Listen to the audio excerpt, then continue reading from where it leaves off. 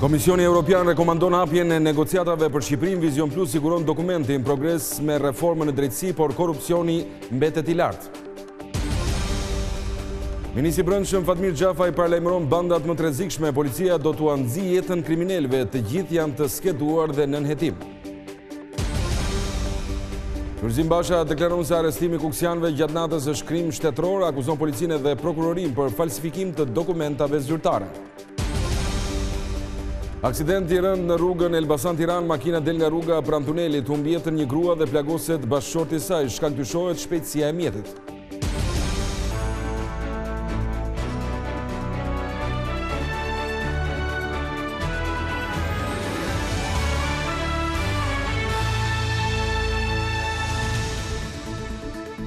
Të nderuar zonja dhe zotrim, mirëmbrëma, mirë se erdhët në edicionin qendror të lajmeve këtu në Vizion Plus. Shqipëria merr rekomandimin e shumëpritur për nisjen e negociatave të antarësimit. Komisioni Evropian është bazuar në progresin e arritur, sidomos për reformën në drejtësi.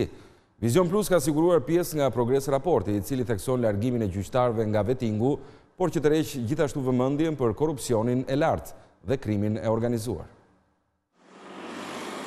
Komisioni Evropian do të rekomandojë të martën hapjen e negociatave për antarësim pas një kusht. Vizion Plus ka siguruar një pjesë të progres raportit për Shqipërinë, ku vlerësohen rezultatet e para të vetingut e progresi në 5 prioritetet kyçe. Në dritën e progresit arritur, Komisioni rekomandon hapjen e negociatave me Shqipërinë. Komisioni rekomandon që negociatat të nisin me kapitujt 23 dhe 24 që kanë të bëjnë me gjyqësorin, të drejtat e njeriut, lirinë e sigurinë. Për sa i përket reformës në drejtësi, Komisioni Evropian vlerëson pozitivisht rezultatet e para të vetingut, pasi në nëntorin e vitit 2016, vetingu ishte pikërisht kushti i Brukselit për hapjen e negociatave. Kjo përfshin rezultatet e para të prekshme të vetingut, me dorëheqjen e 15 gjyqtarëve dhe prokurorëve të nivelit të lartë dhe seancat e para dëgjimore që kanë sjellë largimin e një gjyqtari të gjykatës kushtetuese dhe konfirmimin në detyrë të një gjyqtari të gjykatës kushtetuese. Në këtë dokument vjet në dukje sërish polarizimi i fortë në skenën politike, sikundur përmendet bojkoti i opozitës në fillim të vitit 2017, i cili vonoi ngritjen e institucioneve të vetingut. Por raporti në vizion se korrupsioni mbetet ende problem në Shqipëri. Dënimet e zyrtarëve të nivelit të lartë kanë ndodhur më së shumti në sistemin e drejtësisë, por megjithatë niveli i dënimeve përfundimtare për zyrtarët e lartë mbetet i ulët. Korrupsioni mbetet i përhapur në shumë fusha dhe vazhdon të jetë një problem serioz. Brukseli vlerëson progresin në luftën kundër kultivimit të kanabisit, por kërkon më shumë përpjekje për konfiskimin e aseteve të bandave kriminale, duke vënë në dukje se është bërë pak progres në çmontimin e grupeve të organizuara të krimit. Numri i dënimeve përfundimtare në çështjet e krimit të organizuar mbetet shumë i ulët dhe është rritur vetëm pak. Më shumë përpjekje duhen kundër pastrimit të parave, aseteve kriminale dhe pasurisë së pajustifikuar. Në progres raport ngrihet edhe problematika e numrit të lartë të azil kërkuesve, edhe pse vlerësohen përpjekjet e qeverisë shqiptare për të përballur me këtë fenomen.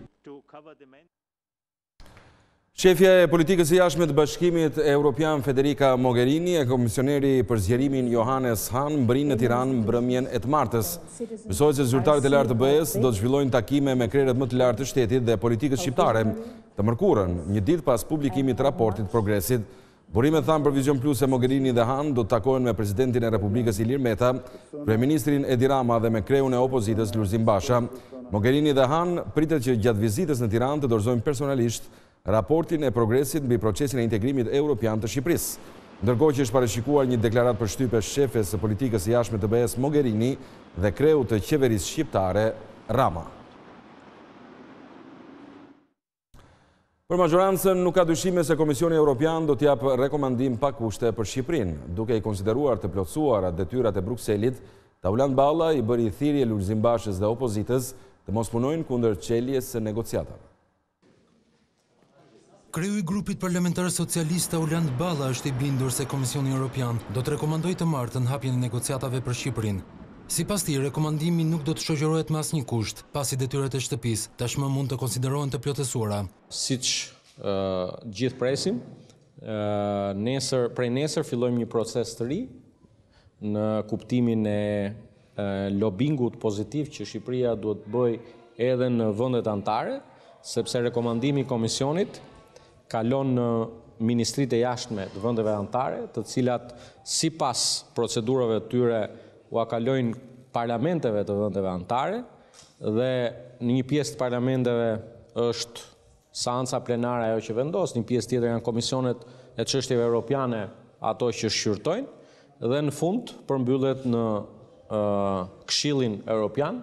Por zyrtari i lartë socialist ngre shqetësimin për politikën që po luan kreu demokrat Basha gjatë periudhës së fundit, madje edhe gjatë vizitës që kundërshtari politik po zhvillon në Berlin. Ky është një proces tek i cili kemi mbërritur pas një rrugë të gjatë e kushdo që për agjendat vogla politike të ditës apo agjendat vogla personale, të hallit vet personal, sikurse Lulzim Basha, sepse sjellja e patolerueshme e Partisë Demokratike në seancat e fundit plenare, unë kam thënë, ka të bëjë tërësisht me kundërvënien e kësaj force politike, kundër reformës drejtësi, kundër vettingut dhe sigurisht në momentin që jemi edhe kundër hapjes negociatave. Për ta ulënë ballën reforma në drejtësi dhe rezultatet e saj, me largimin nga sistemi i gjykatësve të korruptuar, janë sinjali i qartë që i jepet institucioneve të Bashkimit Evropian për funksionimin e shtetit ligjor në Shqipëri. Por nga Berlini ku ndodhet për një vizitë pune, lideri i opozitës ju përgjigj socialistëve duke thënë se kishte kërkuar hapjen e negociatave të antarësimit. Basha nënvizoi gjithashtu se PD nuk të riqet nga betejë e saj për të shmontuar lidhjet e qeverisë me krimin. Sot kemi kërkuar bashkë me anëtarët e delegacionit që më shoqërojnë mbështetjen e grupit CDU-CSU për hapjen e negociatave me Shqipërinë, vendimi i cili do të merret pas rekomandimit të Komisionit Evropian. Kemi kërkuar mbështetjen si një akt i cili do ndihmoj Shqipërinë dhe shqiptarët në një ëndër që e ndajnë të gjithë shqiptarët të antarësimit të Shqipërisë në Bashkimin Evropian, por edhe si një përpjekje të shtuar për të plotësuar kriteret e paplotësuara në krimit organizuar, korrupsionit, reformën drejtësi, reformën administratës publike, respektimin e drejtave të njerëzit të përkëmbura, siç e tregoi edhe rasti i fundit i Kuksit, të gjitha këto janë shqetësime të thella të partnerëve tanë, janë arsye të mëdha për të dyshuar, ndaj këtu në emër të opozitës, në emër të Partisë Demokratike, i kemi garantuar që ta shohin këtë si një proces i cili mundson vazhdimin e betejës për të çmontuar krimin organizuar dhe kapjen e shtetit nga krimi organizuar. Pra, përmes hapjes negociatave kemi kërkuar që të fuqizojmë betejën tonë si opozit për një Shqipëri të çliruar nga padrejtësia, të çliruar nga përqendrimi i pushtetit në një dorë të vetme dhe të çliruar nga korrupsioni dhe krimi organizuar. Kosova nuk ka bërë asnjë përparim në rrugën drejt integrimit evropian. Ky është përfundimi i Komisionit Evropian. Sipas raportit progresit, qeveria e re dhe parlamenti duhet të rinegociojnë për një dialog konstruktiv mes palëve politike. Raporti thekson gjithashtu se është esenciale që Kosova të bëjë hapa para për normalizimin e marrëdhënieve me fqinjët dhe sidomos Serbinë.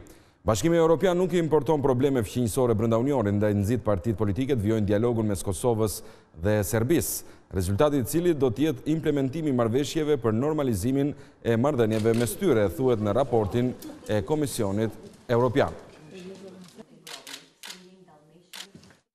Nga Elbasani, ku mori pjesë në forumin qytetar për sigurinë publike, Fatmir Xhafaj paralajmëroi goditjen e shpejtë bandave më të rrezikshme në vend. Ministri i Brendshëm tha se policia do t'u nxjijë jetën kriminalëve që tashmë janë të skeduar dhe në nënhetim.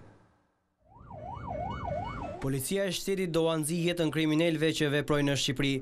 Ka qenë ky paralajmërimi që ministri i Brendshëm Fatmir Xhafaj u ka dërguar gjithë bandave që veprojnë në vend.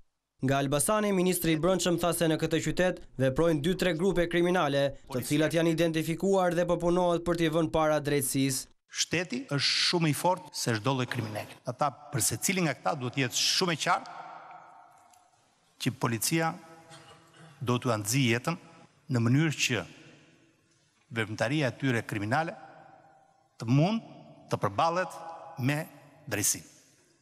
Veprimtaria e tyre kriminale të ndëshkohet në formën e saj më të ashpër. Dhe këtu ne jemi në një betejë pa kompromis dhe jemi të vendosur për t'i shkuar deri në fund. Me çfarë do lloj sakrificie kësaj përballje. Ministri i Brendshëm u ndal edhe tek vettingu në radhët e policisë, duke theksuar se efektivet e përfshirë në abuzime dhe korrupsion do të largohen. Ka dhe polic të cilët nuk i përgjigjen standardit ligjor dhe etik të qenies në këtë funksion shërbimi të rëndësishëm. Kjo është dhe arsyeja që ne ndërmorëm një proces të tillë të rëndësishëm si që është vettingu në radhë të policisë. I ngjashëm me vettingu në radhë të gjyqtarëve dhe të prokurorëve. Vetting i cili është duke dhënë frytet e para dhe duke provuar drejtësinë e këtij projekti të rëndësishëm. Deklaratat ministri i brendshëm i bëri gjatë aktivitetit forumi qytetar për sigurinë publike. Opozita e quan krim shtetëror arrestimin e kuksianëve që sipas saj është bërë në mes të natës dhe në shkeljet ligjit. Partia Demokratike publikoi edhe një video e cila sipas saj tregon manipulimin që policia dhe prokuroria u kanë bërë dokumenteve zyrtare. Lideri i opozitës Lulzim Basha ka deklaruar se arrestimi i protestuesve në qytetin e Kukësit në mes të natës përbën një krim shtetëror. Në një postim në rrjetet sociale, Basha ka theksuar se pamjet e publikuara dëshmojnë se arrestimet e tyre janë bërë në mënyrë të palishme, ndërkohë që policia e prokuroria kanë falsifikuar në bashkëpunim me njëra tjetrën dokumenta zyrtare. Kjo ishte çështja që dominoi edhe mbledhjen e grupit parlamentar demokrat, që për shkak se Basha ndodhet në Berlin u drejtua nga nën kryetari i Partisë Demokratike Edi Paloga. Nuk do të ketë qetësi për Edi Ramën derisa qytetari i fundit i Kukësit mbahet në mënyrë të padrejtë në burg. Paloga ka reaguar edhe ndaj deklaratave të ministrit të brendshëm Fatmir Xhafaj në Elbasan.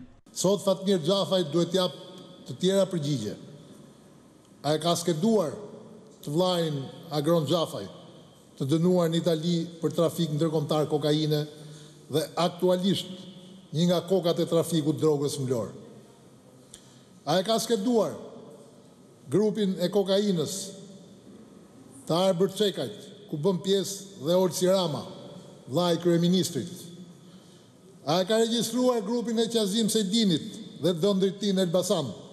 Mësuesi gjatë mbledhjes së grupit parlamentar demokrat, ish kryetari Sali Berisha ka kërkuar që përballja me qeverinë Rama të vazhdojë, duke shtuar kontaktet me qytetarët e biznesin e vogël.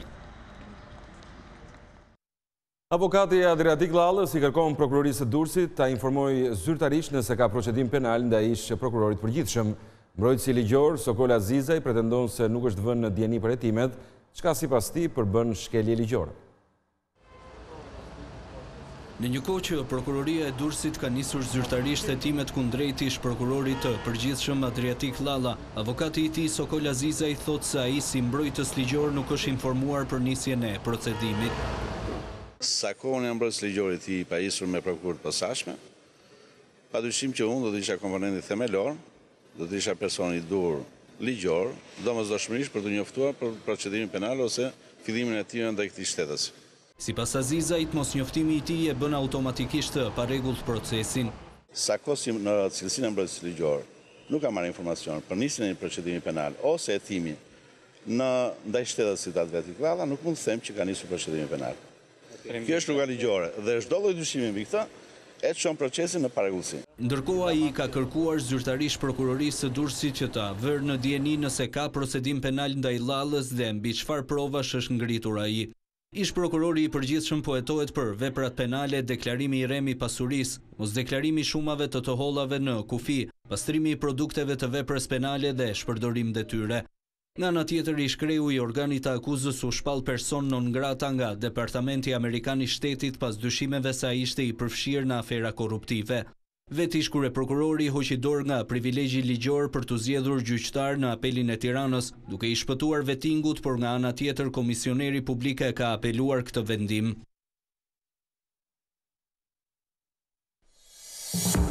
Nisin aplikimet për kredit buta në Bashkinë e Tiranës, të pastrehet mund ta marrin shumën e duhur me një normë të ulët interesi dhe me afat shlyerje për 20 vjet. Kryeministri bullgar Bojko Borisov takon në Prishtinë presidentin Thaçi, mbështetje për integrimin, por më parë Kosova duhet të zgjidhë konfliktet me Serbinë.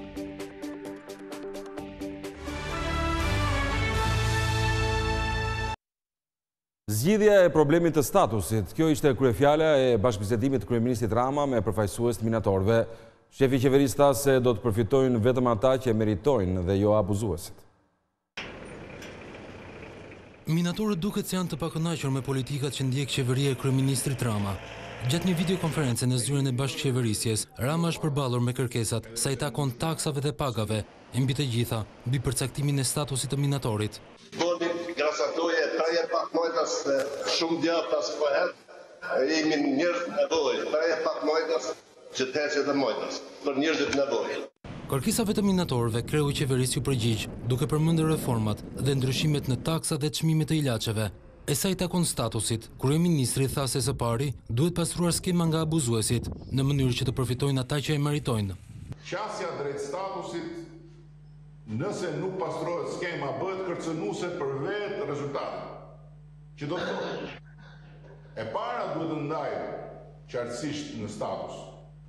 Çfarë quhet një ish punonjës në mënyra që meriton status. Që të mos ta bëjmë si me statusin e naftarit ku ushtri skema se qohet një deputet këtej, qohet një deputet andej, hidhet një deputet andej dhe quhet dhe pastaj profiton nga statusi dhe dikush që ka pasur komshi një naftar. Gjë që pastaj e bën të pamundur aplikimin e plot statusit. Rama u ka kërkuar minatorëve që të shfrytëzojnë të gjitha mundësitë për të kërkuar llogari deri te grevat, por se komunikimi drejt për drejt me qeverinë, sipas tij është mënyra më e drejtë, pasi kësaj merren të gjitha shpjegimet. Deputeti Tom Doshi shpallet person non grata nga Departamenti Amerikan i Shtetit. Vendimi i publikuar mban datën e sotme dhe i thekson se bazohet në provat për përfshirjen e tij domethënëse në korrupsion. Njoftimi sqaron ndërkohë se sekretari amerikan i Shtetit firmos shpalljen e padëshiruar të një personi kur ka informacion të besueshëm për korrupsion ose shkelje të rëndë të drejtave të njeriut. Bashkë me Doshin është shpallur non grata edhe familja e tij. Kryeministri Edi Rama në mbledhjen e grupit parlamentar të Partisë Socialiste ka kërkuar angazhimin maksimal të deputetëve në përgatitjen e zgjedhjeve lokale të vitit të ardhshëm. Kreu i qeverisë kërkoi të punohet shumë në teren me zgjedhësit. Burimet bëjnë me dije se Rama ka kërkuar përkushtim duke thënë se kontaktet duhet të jenë sikur zgjedhjet të jenë në qershor. Mësohet se kryeministri dhe kryetari i Partisë Socialiste ka qenë tetë kritik ndaj disa krerëve të degëve në rrethe sa i takon punës me bazën. Kritik Rama ka qenë edhe ndaj deputetëve në lidhje me seancën e fundit parlamentare. Ai ka theksuar se ligjvënësit socialistë nuk duhet të bien pre provokimeve të opozitës, por të ruajnë gjaktësinë. Një grua mbeti viktime e një aksidenti tragjik mëngjesin e të hënës pranë tunelit në rrugën Elbasan-Tiranë. Dalja e mjetit nga rruga i shkaktoi plagë të rënda 55 vjeçares që humbi jetën sapo mbriti në spital. Ndërkohë bashkëshorti i viktimës që drejtonte makinën u plagos rënd. Prej kohësh Xhevria Gurishta së bashku me bashkëshortin Ismetin udhëtonte nga Korça për në Tiranë që të kryente seancat e kimioterapisë. Edhe kjo e hënë duhet të ishte si gjithë të tjerat, por automjeti doli nga rruga dhe përfundoi 30 metra poshtë në dalje të tunelit Elbasan-Tiranë. Si pasojë e aksidentit të rënd, 55 vjeçaria nuk mundi tu, shpëtoi plagëve të marra dhe humbi jetën në vendngjarje, ndërsa bashkëshorti i saj, Ismet Gurishta, 60 vjeç, ndodhet në spital nën kujdesin e mjekëve. Ngjarja ndodhi rreth orës 8:20 minuta kur makina me të cilën udhëtonte çifti i bashkëshortëve humbi kontrollin dhe doli nga rruga. Kthesa në dalje të tunelit është bërë shkak i disa aksidenteve, ndërsa në zonë mungojnë dhe barierat mbrojtëse. Uniformat blu mbërritën në vendngjarje për të përcaktuar shkaqet e aksidentit dhe sipas të dhënave paraprake, dyshohet se makina lëvizte me shpejtësi ndërsa 55 vjeçaria nuk kishte të vendosur rripin e sigurimit. Një apartament është përfshirë nga flagët në Durrës. Ngjarja ndodhi pranë tregut të fruta perimeve në katin e 4 të një pallati, ndërsa shkak i zjarrit është bërë rrjedhja e bombulës së gazit. Në vendngjarje kanë mbritur efektiv të repartit zjarfikësve të cilët kanë vënë nën kontroll situatën. Si pasojë e zjarrit janë regjistruar dëmet konsiderueshme materiale, por fatmirësisht nuk ka patur të lënduar. Në momentin e ngjarjes në banesë nuk ndodhej njeri. Ndërhyrja në kohë e forcave zjarfikëse ka bërë të mundur shuarjen e flakëve. Nisën sot në Bashkinë e Tiranës aplikimet për kredit buta për strehim. Të favorizuar janë çiftet dhe familjet e reja, të cilat mund të marrin shumën e duhur me normë të ulët interesi dhe me afat shlyerje për 20 vjet. Si shumë banorë të Tiranës, edhe kjo nënë e re jeton në shtëpi me qira. Për të pasur një banesë të sajën, ajo ka vendosur të aplikojë në bashki për kredit të butë strehimi. Jeton vetëm me djalin dhe thotë se i plotson kriteret për ta përfituar. Duke qenë se jemi veti dytë në familje dhe jetojmë në një apartament me qira, menduam që të kemi një pranë tonën. Gjithashtu kam lexuar rreth kritereve dhe mendoj se i plotsoj. të gjitha kriteret që janë parashtruar për të përfituar nga kjo kredi. Këtë të bashkia ka hapur aplikimet për familjet që duan të marrin kredi të butë për shtëpi. Ndryshe nga vite më parë, dokumentat për strehim plotësohen pra njësive bashkiake ku familjet kanë gjendjen civile. Aplikimi do të zgjasë 1 muaj.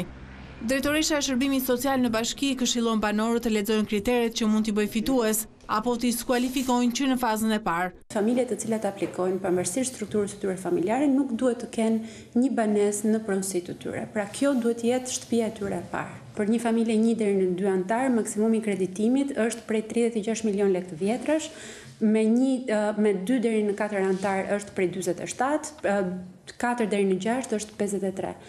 Vlen të theksohet se në të gjitha rastet familjes i subvencionohet vetëm 80% e vlerës së banesës. 500 familje do të përfitojnë kredi të butë me normë interesi 3% dhe me afat shlyerje për 20 vjet. Kategoria prioritare është ajo e çifteve të reja, ku mosha mesatare e çiftit është 70 vjeç, por sigurisht ne inkurajojmë edhe ata të cilët janë familje ku kanë në përbërjen e tyre një person me aftësi të kufizuar apo që janë nëna kryefamiljare, të cilat menjëherë mbas kategorisë prioritare që janë çiftet e reja, vinë direkt në listë si përfituese nga ky program. Pas fazës së parë të aplikimit që mbyllet në 16 maj, dokumentet dorëzohen në bashki, ku i nënshtrohet një tjetër seleksionimi. Pas shpalljes së fituesve, kredia nis të lëvrohet në muajt qershor korrik. Kryebashkiaku i Tiranës Erion Velia e vlerësoi punën e policisë bashkiake dhe sidomos shërbimin ndaj qytetarëve, që sipas tij është përmirësuar. Tashmë personeli po trajnohet edhe nga Akademia e Sigurisë për të qenë më të aftë në zgjidhjen e problemeve. Kjo certifikat nga Akademia e Sigurisë. Punojësit e policisë bashkiake po trajnohen nga Akademia e Sigurisë për t'u aftësuar në fushën e sigurisë publike. Kryebashkiaku Velia i tha se në 3 vite, policia bashkiake nuk ka ndryshuar vetëm imazhin, por mbi të gjitha cilësinë e shërbimit ndaj qytetarëve. Gjithmonë ekzistojnë njerëz që mundohen të gjejnë një cen, një cinizëm, si te policia e shtetit, si te policia bashkiake, po të shohim sa rrugë kemi bërë dhe ku e morëm, si shtetin, si qytetin, unë them që më mira është përpara, po kemi bërë mjaftueshëm për t'i rrahur shpatullat njëri tjetrit edhe për ta falenderuar. Kreu i bashkisë tha se puna e policisë bashkiake dhe asaj të shtetit për menaxhimin e qytetit, duke rritur sigurinë dhe krijuar një imazh pozitiv për vendin, ndikojnë pozitivisht në gjithë zinxhirin ekonomik të qytetit. Një nga arsyet pse të huajt që vinë raportojnë për një qytet perëndimor, është pikërisht se shkojnë trotuare të lira, shikojnë prona publike të pavandalizuara, shikojnë një qytet ku njerëzit respektojnë semaforin, vjet e bardha, ku shohin një policë të shtetit apo të bashkisë që ndihmon fëmijët që kalojnë trotuarin. Kështu krijohet imazhi. Asnjë nuk do ketë kohë të rrijë 10 vjet dhe të njohë shqiptarët me themel. Për 10 orë ndonjëherë, për një fundjavë. Ndërkaq punojësit e policisë mbollën edhe disa pemë në ambientet e akademisë, duke u bashkuar nismës së Bashkisë së Tiranës për gjelbërimin e qytetit. Bullgaria mbështet Kosovën për integrimin evropian, por nga Prishtina, ku takoi presidentin Thaçi, kryeministri Bojko Borisov kërkoi që Kosova të nënshkruajë marrëveshje me Serbinë për zgjidhjen e problemeve. Kryeministri bulgar Bojko Borisov ka takuar sot në Prishtinë presidentin Hashim Thaçi në kuadër të forcimit të bashkëpunimit mes dy vendeve. Në një konferencë të përbashkët për shtyp, Borisov theksoi se dyert e Bashkimit Evropian mbeten të mbyllura për Kosovën dhe Serbinë deri në kohën kur dy vendet do zgjidhin mosmarrveshjet mes tyre. Presidenta Vučić. Vi në Kosovë pas shumë vitesh dhe më vjen mirë që keni bërë shumë përparim në përmbushjen e kushteve në rrugën tuaj drejt integrimit. Prandaj e shikoj si teje të rëndësishme tashmë që të vazhdoni dialogun me Serbinë. Nëse nuk nënshkruani marrëveshjen me Serbinë, as Kosova dhe as Serbia nuk do të hyjnë në BE, sepse Unioni nuk i dëshiron mosmarrveshjet tuaja. Dialogu është i pa alternativë. Ndërsa presidenti Hashim Thaçi deklaroi se në takimi ishte një konstatim i dyanshëm që Bashkimi Evropian do të jetë i plot vetëm kur Kosova të jetë pjesë e tij. Ai gjithashtu tha se janë plotësuar të gjitha kushtet për liberalizimin e vizave. Diskutuam për rrugën evropiane të Kosovës dhe për marrëdhëniet bilaterale mes dy vendeve tona. Tash, veçanti pas kalimit të demarkacionit nga Parlamenti i Kosovës me malin e zi, do të kjo çështje është përmbyllur. Dhe në këtë moment, edhe pas takime që kum pasur me komisionerin Han, por edhe me zonjën Mogherini, shoh se gjërat për Kosovën po lëvizin në drejtim të duhur dhe vendimi tash është i autoriteteve të Bashkimit Evropian që liberalizimi i vizave për Kosovën duhet të ndodhë në këtë vit. Kryeministri bullgar ka takuar edhe homologun e tij Haradinaj. Ata theksuan rëndësinë e bashkëpunimit ekonomik dhe politik mes dy vendeve. 19 vite më parë, shqiptarët e Kosovës braktisën shtëpit për të ushtrahuar më së shumti në Shqipëri. Kuksi ishte qyteti që hapi dyert i pari gjatë eksodit të vitit 1999. Sot kjo ngjarje është përkujtuar jo vetëm me aktivitete kulturore, por edhe me mesazhe nga politikanë të dyja shteteve. Ministri i Jashtëm i Kosovës Behgjet Pacolli u vlerësua me çmimet qytetar nderi i Kuksit dhe nderi i qarkut Kukës. Në fjalën e tyre, si Pacolli, po ashtu dhe kreu i Bashkisë së Kuksit, Bashkim Shehu, bën thirrje për më shumë angazhim nga politika që mes kufive të mos ketë shumë bariera për qytetarët. Komisioni Evropian rekomandon hapjen e negociatave për Shqipërinë. Vizion Plus siguron dokumentin progres me reformën e drejtësisë, por korrupsioni mbetet i lartë. Ministri i Brendshëm Fatmir Xhafaj paralajmëron bandat më të rrezikshme. Policia do t'u anëzijë jetën kriminalëve, të gjithë janë të skeduar dhe nën hetim. Lulzim Basha deklaron se arrestimi i kuksianëve gjatë natës është krim shtetëror, akuzon policinë e prokurorin për falsifikim të dokumentave zyrtare. Aksident i rënd në rrugën Elbasan-Tiranë, makina del nga rruga pranë tunelit, humbi jetën një grua dhe plagoset bashkëshorti i saj. Shkak dyshohet shpejtësia e mjetit. Shikues nderuar, ishte gjithçka për këtë edicion informativ. Për më shumë informacione në çdo kohë mund të klikoni në adresën tonë të internetit visionplus.tv, si dhe në rrjetin social Facebook. Bashkë kemi përfunduar tu. Mirupafshim.